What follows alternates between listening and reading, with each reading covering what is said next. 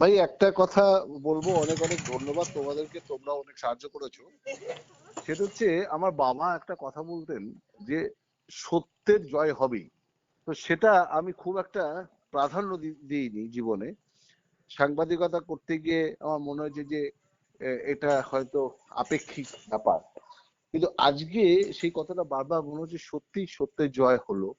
21 সালে বিধানসভা নির্বাচনের আগে আমাকে তৎকালীন উপাচার্য বিশ্বভারতীর বিদ্যুৎ চক্রবর্তী তার নির্দেশে আমাকে সাসপেন্ড করলো। তখন সেদিন আমি ছিলাম মেদিনীপুরে।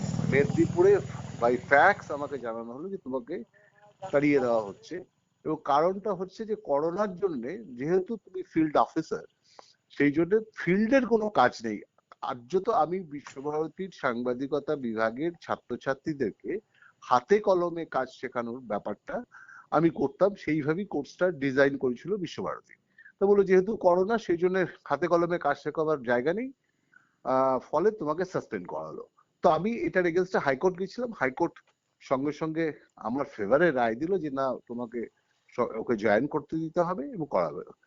বিশ্বভারতী তার এগেনস্টে ডিভিশন বেঞ্চ করলো হাইকোর্টে।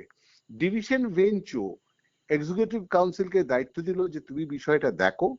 এক্সিকিউটিভ কাউন্সিল বিষয়টা দেখলো, দেখার পর তারা ওই উপাচার্যের কথা মতোই রিপোর্ট দিল। ডিভিশন বেঞ্চ তাদের রিপোর্ট খারিজ করে দিয়ে বললো যে সিঙ্গেল বেঞ্চের রায়টা কি বহাল রাখলো। এই টোটাল বিষয়টার পরে যেটা খুব আশ্চর্যের এবং অবাক করা কাণ্ড, বিদ্যুৎ চক্রবর্তীর এমনই গ্র্যাজ ছিল আমার প্রতি। সেই গ্র্যাজটা থাকার কারণটা হচ্ছে ও একটা ব্যক্তিগত পর্যায়ে আমায় অনুরোধ করেছিল যে ওর বোন কোনো রাজ্য সরকারি স্কুলের টিচার, একটা মেডিকেল বিল নাকি শিক্ষা ভবনে আটকে আছে, তো সেটা যদি শিক্ষা ভবনে কাউকে বলে বিলটাকে ইয়ে করে দেয়। আমি চেষ্টাও করেছিলাম, কিন্তু বিলটা এতই অ্যাবনর্মাল ছিল যে তারা বললো যে এই বিল পাস করানো যাবে না। তো সেই বিলটা পাস হয়নি, কিন্তু উনি সেটা পার্সোনাল ভাবে নিলেন যে এটা আমি করিনি। পরবর্তীকালে বিভিন্ন বিষয়ে দেখা গেল, কারণ হাইকোর্টে আমি জেতার পর উনি সুপ্রিম কোর্টে মামলা করলেন, এবং সুপ্রিম কোর্টে সেই সময়ে 6 জন লয়ারকে আমার বিরুদ্ধে অ্যাপয়েন্টমেন্ট দিল। সেই সময় হাইকোর্টের যে রায় যদি ওরা মেনে নিত, তাহলে হয়তো খুব বেশি হলে বিশ্বভারতীর খরচা হতো 2.5 থেকে 3 লাখ টাকা। সেই জায়গায় প্রায় 50 লাখ টাকার মতো খরচা করে ওরা লয়ার দিল। এবং সেই লয়ার এর এগেনস্টে আমি যখন ভাবছি যে এই মামলা লড়তে হবে, আমার আইডিয়া ছিল না। সাংবাদিকতা করি আমরা, হাইকোর্ট বলবো কোর্ট দেখছি, তাদের ফিজ সম্পর্কে আইডিয়া আছে, কিন্তু যারা লড়েছিল আমাদের হয়ে, তারা বলে যে সুপ্রিম কোর্টে এই মামলা লড়তে 5 থেকে 10 লাখ টাকা, মানে একটা লয়ার যদি দাঁড়ায় সেই 5 লাখ টাকা মিনিমাম ফিজ। তো আমি পাবো 2.5 লাখ। আমাকে অনেকে বললো যে না, বিশ্বভারতীর যারা সব মাস্টারমশাই আছেন যাদেরকে সাসপেন্ড করেছিল, তারা বললো যে না, তুমি নৈতিক ভাবে এটা লড়াই করো, আমরা চাঁদা তুলবো। তো আমার মনে হলো যে না, ব্যাপারটা ছেড়ে দেবো।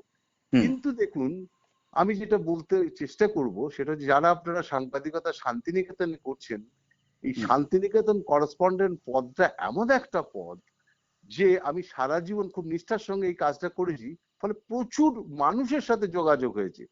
শান্তিনিকেতনে সুপ্রিম কোর্টের জাস্টিস, এক্স জাস্টিস, প্রচুর মানুষ এর ধরনের আছে। তারা যখন ব্যাপারটা শুনলেন, তারা বললেন না না, একদিন হঠাৎ করে আমাকে সুপ্রিম কোর্টের একজন লয়ার অশোক অংশুমান, অসাধারণ মানুষ, তিনি ফোন করলেন।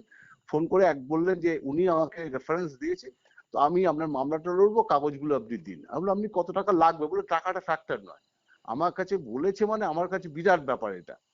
তো তিনি মামলাটা লড়লেন। আজকে তার আমার ফোন, আমি ভুলেও গেছিলাম, মামলা সবই ও দেখতো।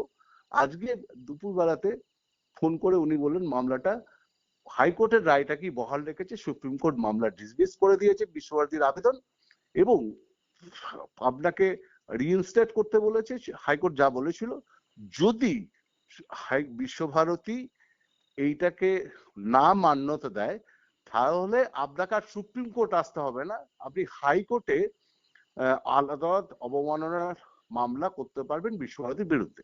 কিন্তু আমার যেটা মনে হয় যে কখনো আমরা বিশ্বভারতী হারুক আমরা চাই না, কারণ বিশ্বভারতী আমাদের হৃদয়ে। হার হয়েছে ব্যক্তিগত, বিদ্যুৎ চক্রবর্তীর, মানুষের হার হয়। কারণ এখন যিনি উপাচার্য এসছেন বিশ্বভারতী, প্রাক্তন ছাত্র, এবং তিনি যে চেষ্টা বা উদ্যোগ নিচ্ছেন তাতে আমার মনে হয় যে বিশ্বভারতীর ভালো হবে এই ধরনের সিদ্ধান্তই উনি নেবেন। এবং তাতে যদি ওর সিদ্ধান্তে এটা হয় যে না আমাকে জয়েন করতে উনি দেবেন না, আমি কিচ্ছু বলবো না, আমি মাথা নত করে মেনে নেব। কিন্তু আমি অধ্যত্ত একজন উপাচার্য যাকে শান্তিনিকেতন মানেনি, তার মুখে যে যোগ্য জবাব হয়েছে এতে আমি খুশি। জানবেন যে আপনার যে সমালোচনা করছে, আপনাকে যে ব্যঙ্গ করছে, ইনডাইরেক্টলি সে কিন্তু আপনার উপকার করছে। কারণ আপনার ভেতরের যে আগুন, ভেতরের যে জিদটা, সেইটা কিন্তু সে জাগিয়ে দিতে সমর্থ হচ্ছে।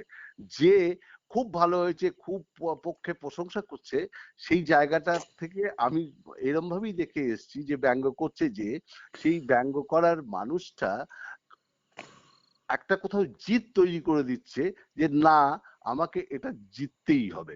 এবং সব থেকে বড় জিনিস হচ্ছে এই ব্যঙ্গের মধ্যে থেকে নিজের যদি ভুল থাকে সংশোধন হওয়া।